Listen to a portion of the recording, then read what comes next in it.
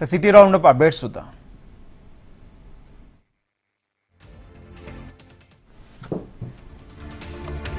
హైదరాబాద్ నుమాయిష్కు వచ్చే సందర్శకులకు ఉచిత పార్కింగ్ ఏర్పాటు చేశామని ఎగ్జిబిషన్ సొసైటీ పోలీసులు చెప్తున్నప్పటికీ అక్రమ వసూళ్ల దందా మాత్రం ఆగడం లేదు. టెండర్ల పేరుతో సందర్శకుల వద్ద డబ్బులు దండుకుంటున్నారు. నాంపల్లి ఇంటర్ బోర్డు కార్యాలయం పక్కనున్న ఇందిరా ప్రియదర్శిని కళాశాలలో ప్రైవేట్ పార్కింగ్ దందాను కొనసాగిస్తున్నారు. బైక్ 60, కారుకు 150 రూపాయలు వసూలు చేస్తున్నారని సందర్శకులు వాపోతున్నారు. సికింద్రాబాద్ ఫుట్పాత్ చిరు వ్యాపారులు ఎమ్మెల్యే తలసాని శ్రీనివాస్ యాదవ్ను కలిశారు. అయితే తమ ఆవేదన వ్యక్తం చేశారు. ఫుట్పాత్లపై వ్యాపారాలను పోలీసులు తొలగిస్తుండటంతో వేలాది మంది జీవనోపాధి కోల్పోతున్నారని తెలిపారు. అధికారులతో చర్చించి హ్యాకర్స్కు న్యాయం జరిగేలా చూస్తామంటూ తలసాని హామీ ఇచ్చారు. రేషన్ కార్డు పరిశీలన శిబిరంలో దరఖాస్తుదారులపై కార్పొరేటర్ సిఎన్ రెడ్డి ఆగ్రహం వ్యక్తం చేశారు. రేషన్ కార్డులు ఎవరిస్తారో చూద్దామంటూ ఆయన బెదిరింపులకు దిగారు.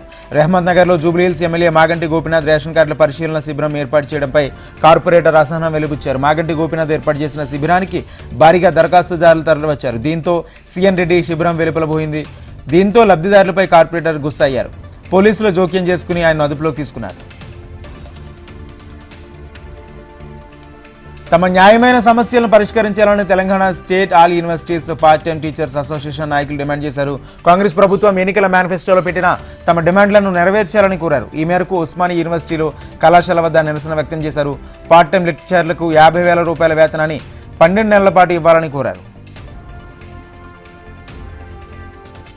కోల్కతా వైద్యురాల అత్యాచార కేసులో నిందితుడు సంజయ్ రాయ్కు న్యాయస్థానం శిక్ష ఖరారు చేయడం పట్ల పలువురు వైద్యులు స్వాగతించారు. హైదరాబాద్ ఉస్మానియా మెడికల్ కాలేజ్లో నేషనల్ మెడికోస్ ఆర్గనైజేషన్ ఆధ్వర్యంలో వైద్యులు సమావేశమయ్యారు. సీల్దా కోర్టు విధించిన జీవిత ఖైదు శిక్ష పట్ల వారు సంతృప్తి వ్యక్తం చేశారు.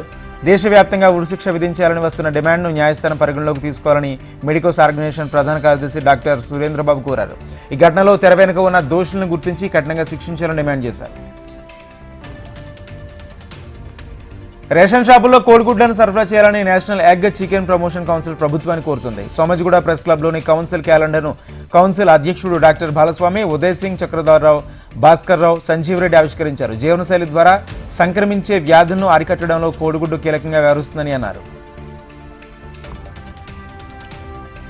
చిత్తాపూర్ సికింద్రాబాద్ ఎక్స్ప్రెస్ ట్రైన్ ఖచ్చితమైన సమయం పాటించాలని కోరుతూ లింగంపల్లి రైల్వే స్టేషన్ సమీపంలో ట్రైన్ ముందు ప్రయాణికులు ఆందోళనకు దిగారు. ప్రతిరోజు ఉదయం 7:30కు లింగంపల్లి రైల్వే స్టేషన్ చేరుకోవాలని ట్రైన్ 3-4 గంటలు ఆలస్యంగా వస్తుందని తెలిపారు. దీంతో ఉద్యోగులు తీవ్ర ఇబ్బందులు పడుతున్నారని వాపోయారు. ఆందోళన చేపట్టిన ప్రయాణికులను అదుపులోకి తీసుకుని లింగంపల్లి రైల్వే పోలీస్ స్టేషన్ తరలించారు. సికింద్రాబాద్ కంటోన్మెంట్లో నెలకొన్న డ్రైనేజ్ సమస్యను త్వరగా పరిష్కరిస్తామని హామీ ఇచ్చారు. కంటోన్మెంట్ బోర్డు నామినేటెడ్ సభ్యుడు రామకృష్ణ 6వ వార్డు వనితా కాలనీలో ఆయన పర్యటించారు. కాలనీ వాసులతో సమావేశమై వారి సమస్యలను అడిగి తెలుసుకున్నారు. డ్రైనేజ్ సమస్యకు చెక్ పెడుతూ శాశ్వత పరిష్కారం చూపిస్తామని రామకృష్ణ భరోసా ఇచ్చారు. ఎంపీ ఈట్ల రాజేందర్ సహకారంతో మరిన్ని అభివృద్ధి పనులు చేపడతామన్నారు.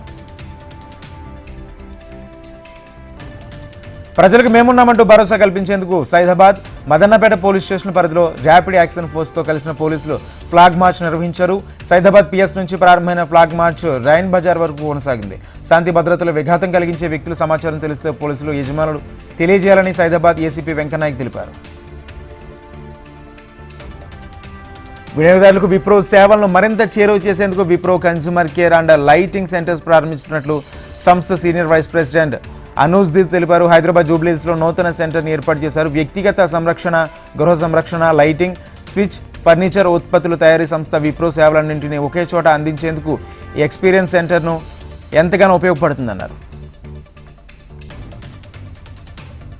నిరుద్యోగ యువకులకు జనరేటివ్ ఏఐపై శిక్షణ ఇచ్చేందుకు ఫిబ్రవరి 2న స్కాలర్షిప్ టెస్ట్ నిర్వహిస్తున్నట్లు క్వాలిటీ థాట్స్ సంస్థ ఫౌండర్ రమణ భూపత్ తెలిపారు. దేశవ్యాప్తంగా నిర్వహించే ఈ పరీక్షలో ప్రతిభ కనబరిచిన మొదటి 100 మందికి ఉచితంగా, మంచి మార్కులు సాధించిన వారికి ఫీజులో రాయితీలు అందిస్తామని తెలిపారు. ఎంపికైన విద్యార్థులకు 3 నెలల పాటు ట్రైనింగ్ పూర్తయిన తర్వాత ప్లేస్మెంట్ కల్పిస్తామన్నారు.